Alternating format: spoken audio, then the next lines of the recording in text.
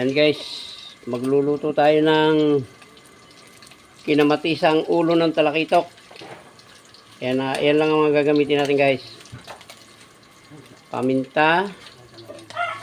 Siyempre marami ang kamatis kahit mahal kasi nga kinamatisan ito. Ayan. Sabay-sabay na natin. May bawang to. Ayan, bawang, sibuyas, kaunting luya at saka yung sili. Ayan, sabay-sabay na natin yan para sabay-sabay na ng kuluyan. Mamaya pagka yung kulong-kulo na yan at nadurog na yung kamatis, saka natin ilalagay yung isda at saka yung ating gulay na pechay.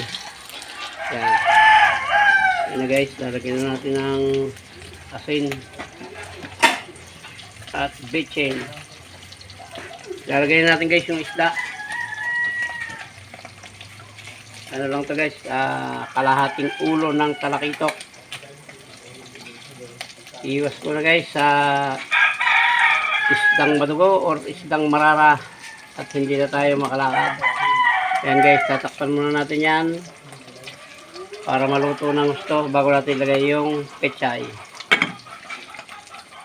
Ayan guys, lalagay na natin yung ating pechay at saka natin ulit tatakpan. Paluto na ito guys.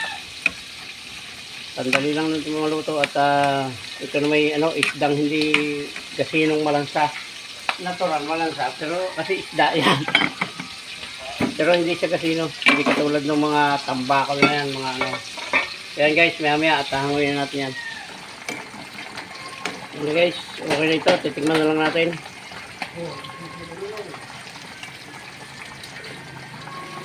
Yan, tama na na lahat. Pati asim, pati wala pong mga to, kamatis lang.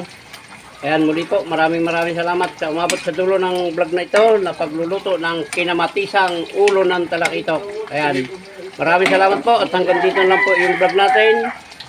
Babay na po at mabuhay po kayo, mabuhay tayong lahat. Salamat po, I love you all.